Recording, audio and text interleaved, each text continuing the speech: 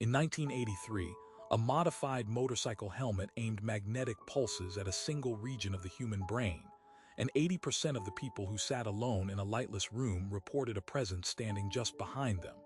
Not a sound, not a shadow, a being. And neuroscience still cannot account for why every description matched what believers across 6,000 years of recorded history have called God. The scientist was Michael Persinger, neuroscientist.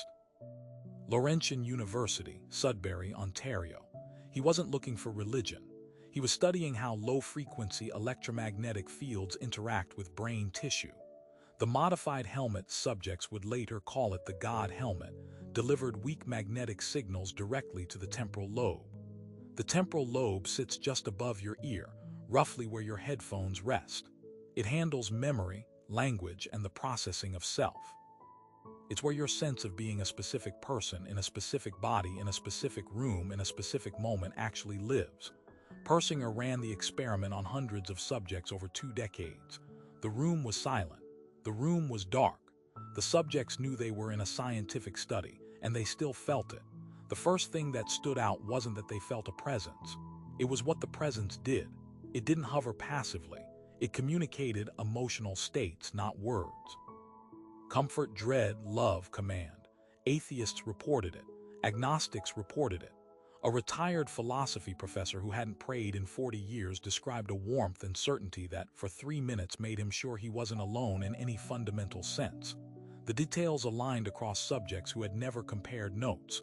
The presence was behind them, slightly to the left, and it knew them. That specificity is the first thing you can't simply dismiss. The obvious theory is clean. The brain is a pattern recognition machine.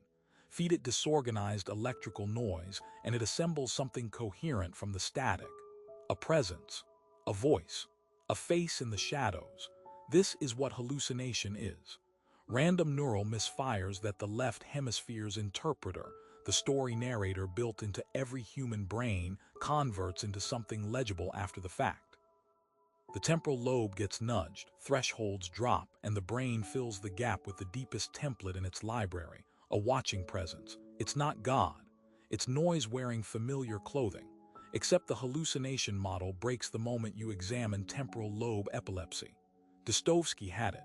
He described his seizures as moments of perfect clarity, a certainty that God existed, that he was briefly contacting something larger than time itself. He documented this. He built it into the character of Prince Mishkin in The Idiot.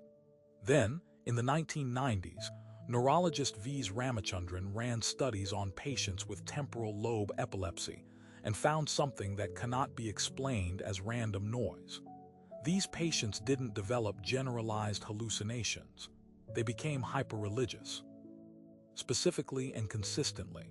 Their galvanic skin response, a direct measure of emotional intensity, spiked selectively at religious words and imagery.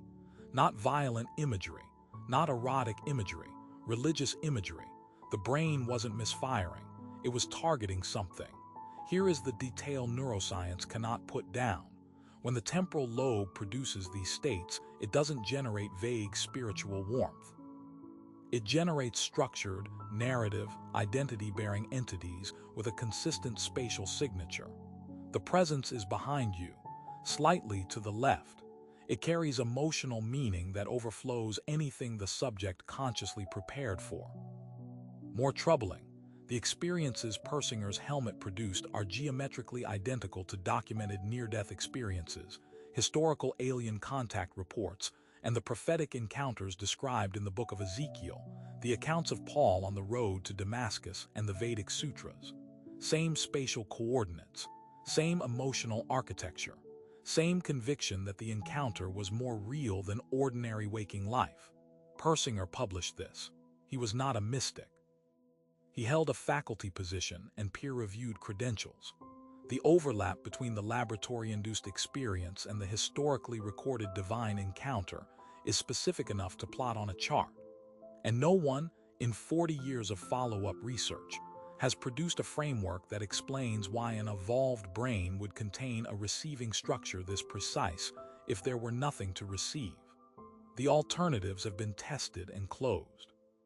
Carbon dioxide distortion ruled out. Oxygen-enriched environments produced identical reports. Pure placebo ruled out. Double-blind controls held across hundreds of trials. Individual electromagnetic hypersensitivity as the variable tested found inconsistent. Richard Dawkins himself sat in the helmet in 2004. He felt mild dizziness and subtle shifts in mood. His temporal lobe, apparently, produced nothing sacred. Persinger attributed this to lower temporal lobe sensitivity in that particular brain, but 3 other subjects tested that same afternoon left the room quietly crying. They couldn't explain what had stood behind them. They only knew, with a certainty that disturbed them, that it had recognized them specifically. The temporal lobe can manufacture God on command. That is now documented. The question neuroscience leaves open, and will not answer directly, is whether a receiver this architecturally precise evolved to receive a signal, or whether the signal found a brain already shaped to catch it.